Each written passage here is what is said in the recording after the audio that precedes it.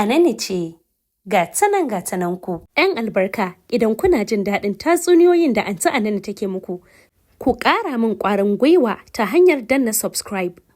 Kuma kada ku manta, ku danna alamar ƙararrawa domin samun sanarwa a duk lokacin da na saka sabon tatsuniya. Na gode! A cikin ƙauyen tattasai, akwai wani bawan Allah mai suna Isuhu. Isuhu yana zaune ne tare da mahaifiyarsa mai suna Hajiya Laraba. Da Hajiya Laraba da Isuhu suna cikin mawuyacin hali.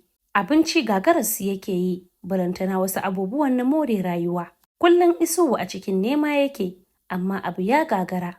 Wata rana sai ya yanke shawarar sauya sheka, wato ya yi balaguro daga ƙauyen nasu zuwa wani ƙauyen ko abubuwa sa canza masa. A ranar da zai tafi, mahaifiyarsa wato Hajiya Laraba ta ɗauko biredi ta miƙa masa. Ta ce gashi ka samu na ci a hanya, sannan ta raka shi da addu'a. Ya ce kar ki damu inna, in Allah ya yarda zan yi iya ƙoƙarina. Zan bi duk wata hanya da na sani na halal domin in fitar da mu daga wannan halin da muke ciki. Suka yi ‘yan koke-kokensu na bankwana, Isuhu ya shiga daji ya kama hanya. Takamaimai bai san inda ya dosa ba, amma dai ya san cewa ya fita nema. Kuma daman an ce mai nema yana tare da samu. Isuhu ya fita yi ta tafiya yana ta tafiya har dare ya yi. Ya gaji, ga yunwa ga ƙishirwa, gashi shi kaɗai a cikin dokar daji. Sai ya yanke shawarar kwanciya a ƙarƙashin wata bishiya kafin gari ya waye ya ci gaba da tafiyarsa. Zamansa ke da wuya, sai ga wasu agwagi guda 3 nan sun bayyana a gaban shi. Bai san ko ta ina ba, amma dai ya gansu a gabansa. Kafin ya buɗe baki sai wani abin al'ajabi ya faru. Agwagin nan sai suka rikida suka zama aljanu guda 3. Abin ya bawa Isuhu mamaki, amma ya yi shuru yana ɗan karkarwa yana jin tsoro. Kawai sai ɗaya daga cikin aljanun nan ya nuna shi, ya ce wa ragowar ‘yan uwansa aljanu, la, kun ga bil'adama. Sai ragowar suka ce, ai kwa bai kamata a ce bil'adama ya yi ido 4 da mu ba. Sai ɗaya daga cikinsu ya ce, amma tun da ya gan mu, wato kenan mutumin kirki ne, tun da gaskiya mutanen banza ba za su taɓa iya ganin mu ba. Ɗayan ya ce, mu matsa kusa da shi mu tabbatar ma cewa ya gan mu tukunna. Suka ƙara matsawa kusa da shi, sai suka ga cewa yana ta kakarwa yana jin tsoro. A nan ne suka da tabbatarwa cewa tabbas ya gansu a ainihin siffar tasu ta aljanu. Sai ɗaya daga cikin aljanun ya ce masa, kai bil'adama, me kake yi a nan? Kuma ina za ka je? A tsorace Isuhu ya ce, ni ɗan ƙauyen tattasai ne, na fito ne kuma ban san inda na nufa ba. Aiki na fito nema domin in taimaki kaina da tsohuwata, wacce na baro a gida. Aljanin ya ce, ai kuwa tun da har ka fito aiki, to ya tabbata kai mutumin kirki ne mai son neman na kansa. Sai suka ɗebo furanni, suka miƙa masa, suka ce karɓi waɗannan furanni, kai ta tafiya idan ka ƙarasa inda babu kowa, ka sunkuya ka shuka, duk inda ka shuka waɗannan furannin, za ka ga ƙatoton gida mai kyau ya bayyana a gabanka. A cikin wannan gida, komai da kake buƙata da akwai abinci, akwai kayan sawa, akwai kuɗaɗe. Kaga sai ka ɗauko mahaifiyarka, ku zauna da ita a cikin wannan gida. Dukkanin wasu abubuwa da kuke buƙata na more rayuwa za ku same su a wannan gida. Isuhu ya yi musu godiya, ya karɓi furannin nan ya kama hanya. Yana cikin tafiya a daren nan kawai sai aka fara ruwan sama. Ganin zai cike, sai ya ce bari ya sunkuya ya shuka waɗannan furannin saboda wannan gida ya bayyana. Sai ya koma ya ɗauko mahaifiyarsa ya saka ta a wannan gida su ci gaba da rayuwarsu. Ya sunkuya kenan kawai sai ya ji kukan mutane. Ko da ya ɗan lura domin ya ji daga inda sautin yake, sai ya ga wani mutum ne da shi da iyalinsa, wato matarsa da ɗanɗansu. Suna zaune a cikin wannan ruwan yana ta jiƙa su, suna ta kakarwa suna ta kuka. Isuhu ya matsa inda suke ya ce lafiya. Mutumin ya kaɗa baki ya ce, bawan Allah, ka ga iska da tsawa ne na ruwan nan suka ruguza mana gidanmu. Gashi mu talakawa ne, ba mu da inda za mu je, ba mu da abincin yau bare na gobe, ga kuma rashin makwanci. Isuhu ya ɗan yi jim, sai ya yi tunanin cewa, ai shi abinci ne kawai ya rasa, ko ba komai yana da inda yake kwana da shi da mahaifiyarsa. Sabida haka sai ya yi tunanin cewa sun fi shi buƙatar wannan katafaren gida da aljanu suka yi masa kyautarsa. Kawai sai ya ce musu, kun ga waɗannan furannin na hannuna? Da shi za ku samu duk abin da kuke so. Bari in shuka muku yanzu, za ku samu katafaren gida, kuma duk abin da kuke so na more rayuwa suna cikin wannan gidan. Kaga da kai da iyalinka sai ku shiga wannan gida ku ci gaba da rayuwarku. Babu ruwanku da yunwa ko ƙishirwa ko rashin makwanci.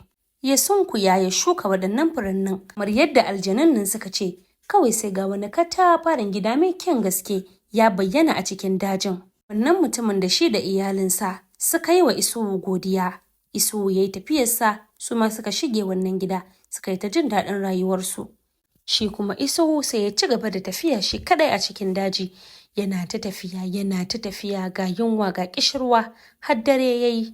Da dare ya yi sai ya yanke shawarar kwanciya a cikin dajin nan a ƙarƙashin wata bishiya kafin gari ya waye ya ci gaba da tafiyarsa. Ya ɗan kishingiɗa kenan har ya fara gyangyaɗi. Kawai sai ga wannan agwagin guda 3 sun sake bayyana a gabansa. Kafin ka ce me suka rikida suka zama aljanu. Suna ganinsa ko suka ce kai, wannan ba shi ne bawan Allahn da muka taimaka wa ba jiya da daddare? Ɗaya daga cikinsu ya ce, kamar shi ne, kai ku zo mu matsa inda yake shi ne fa.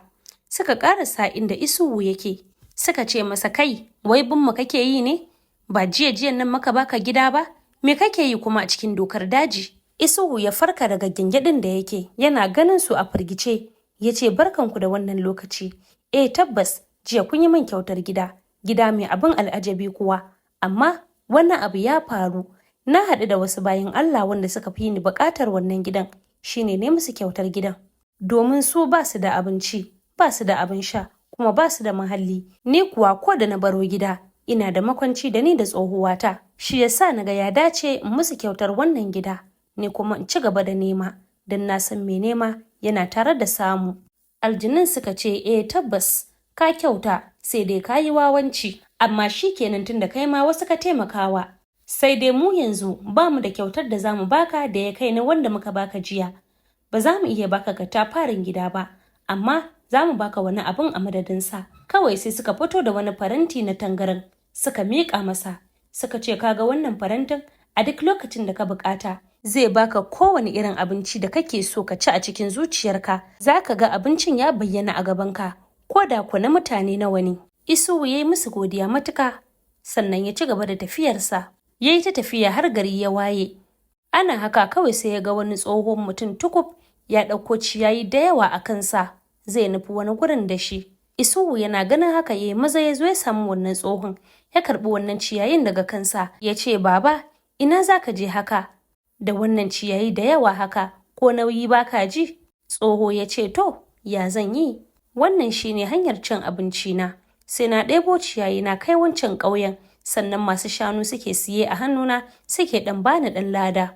Idan ba haka ba, ba ta yadda za a yi in samu abinci. Da ni da ɗan jika na wanda nake renansa. Isuhu yana jin haka ya ji tausayin tsohon nan ya kama shi, sabida haka ya ce tsohon ya nuna masa hanyar gidansa domin ya kai masa wannan ciyayin. Suka yi ta tafiya, tsoho na gaba, Isuhu yana baya, har suka ƙarasa ɗan bukkar da tsohon yake zaune da shi da ɗan jikansa. Ganin nisan inda ya tsinto wannan tsoho, ga nisan inda zai kai ciyayin, kawai sai ya ga ya kamata ya taimaka wa wannan tsoho, domin da tsufarsa bai kamata a ce yana ɗaukan abu mai nauyi yana yin wannan tafiyar ba. Sai ya yi tunanin da me zai taimaka masa. Sai ya ce tun da wannan tsohon sai ya yi wannan tattakin sannan yake samun na abinci.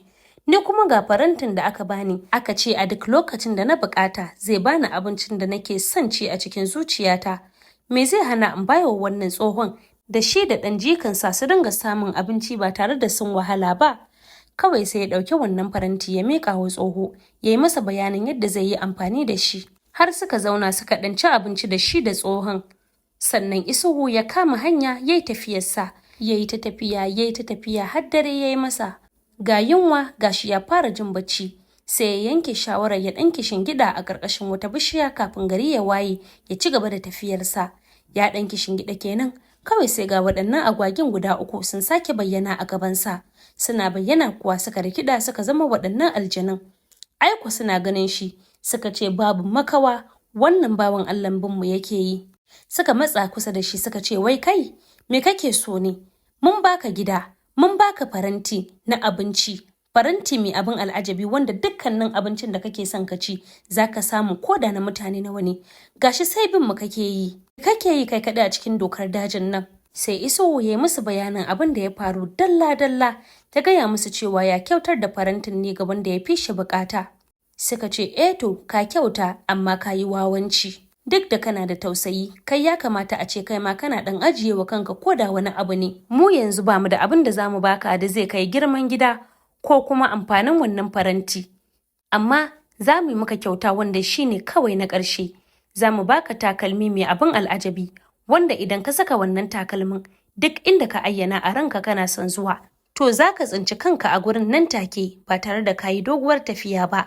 Kaga a haka za ka iya komawa ƙauyenku, sannan duk sanda ka ayyana kana son ka je ƙauyen da za ka fi samun aiki, za ka ga kanka a gurin nan da nan, ka yi aikinka ka koma gida cikin mintuna ba tare da ka shafe kwana da kwanaki kana aiki ba. Suka ba shi waɗannan takalman, ya koyi musu godiya.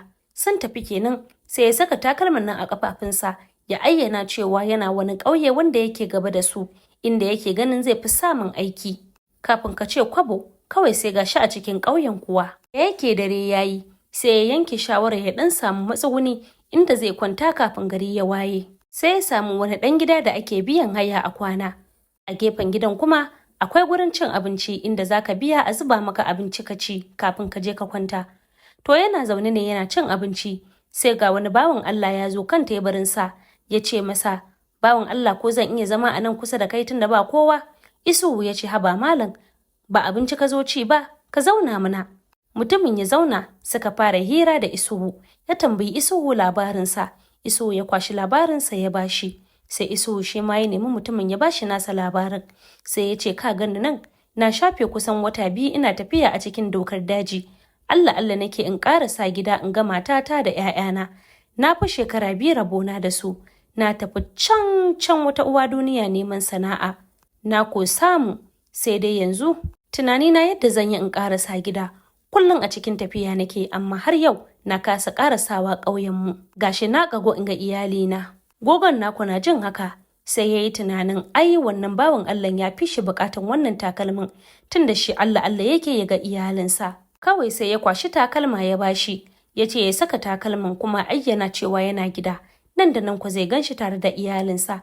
Mutumin ya karɓi takalma ya yi godiya, yana saka takalman kuwa a nan gaban Isuhu ya ɓace ɓat. Isuhu ya gama cin abincinsa, sannan ya tafi ɗakin da ya biya haya ya ɗan kishingiɗa. Ya kwanta kenan, sai ga wannan agwagin sun bayyana a cikin ɗakin. Kafin ka ce kwabo, sun rikida sun zama aljanu. Suna ganin shi suka ce, wannan ba ta yadda za a yi. Lallai bin mu kake, me ya kawo ka har nan kuma? Ai ya kamata a ce kana ƙauyenku da kai da innanka. In ya so da safe kawai kana sa takalmin, sai ka ganka a wannan ƙauyen tun da nan ka zaɓa kai ta aikinka. Amma a wannan daren kuma me kake yi a cikin ɗakin nan? Lallai bin mu kake, kuma yanzu ba mu da abin da za mu baka. In dai har ka san ka kyautar da waɗannan takalmin, to shikenan, mu dai mun gama maka kyauta. Isuhu ya ce, aiko babunku nake ba, kawai dai haɗuwa muke yi. Zancen kyauta kuma, ni na gode muku. Kun bani gida mai abin al'ajabi, kun bani faranti mai abin al'ajabi, kun bani takalma mai amfani kuma mai abin al'ajabi, kuma don na kyautar ga waɗanda suka fi ni bukata.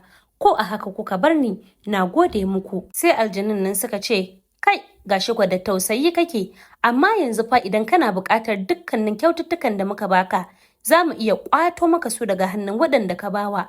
Kaga idan ka ce kana son gida, za mu iya ƙwato maka farannanka.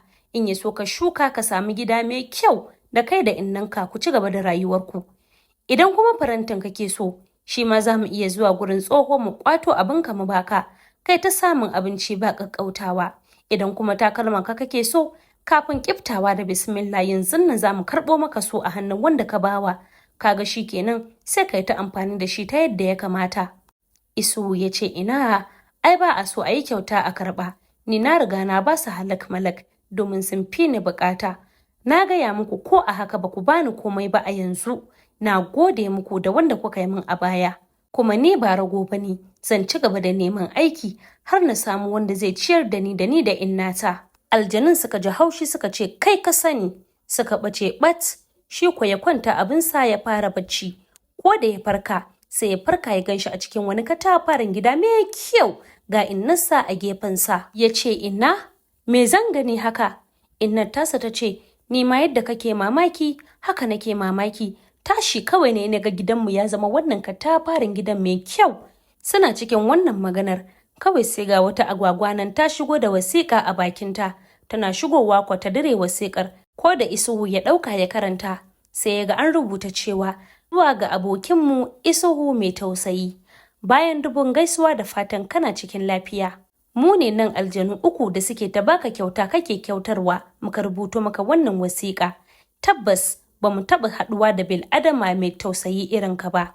Waɗanda ka ba wa kyaututtukan da muka baka sun fi ka buƙata haƙiƙa, shi yasa kake ta basu. Muna son ka sani cewa ba kowa bane illa mu muke rikida mu zama waɗannan mutanen da kake yi wa kyauta. Kuma a lokacin da muka ce za mu ƙwace kyaututtukan mu da muka da su, gwada ka muke, sai muka ga tausayinka ya kai ƙololuwa. Baka yarda a ƙwace kyautar da ka bayar ba, saboda haka muka yanke shawarar baka wannan katafaren gida mai abin al'ajabi, irin wadda muka baka a farko. Cikin wannan gida dukkanin abin da kake bukata da kai da innarka za ka samu a ciki. Akwai kuɗaɗe, akwai abinci wanda ba za su taɓa ƙarewa ba. Tun da kai mai tausayi ne, ko da za ka tara mutanen ƙauyen tattasai gaba ɗaya kullum kana rabar musu da abinci, kowa ya ci ya ƙoshi, to abincinka ba za su ƙare ba. Haka kuɗaɗen da suke cikin wannan gidan. Da kai da innarka muna muku fatan ku yi rayuwa mai inganci a cikin jin daɗi.